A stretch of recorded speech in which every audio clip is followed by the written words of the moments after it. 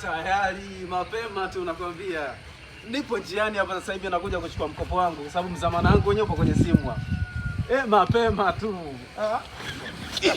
Tulia. Niko juu. Samahani brother, nisikilize basi. Nisikilize. Nini nikusikilize? Mimi na mkopo sasa hivi. Mkopo wa nini?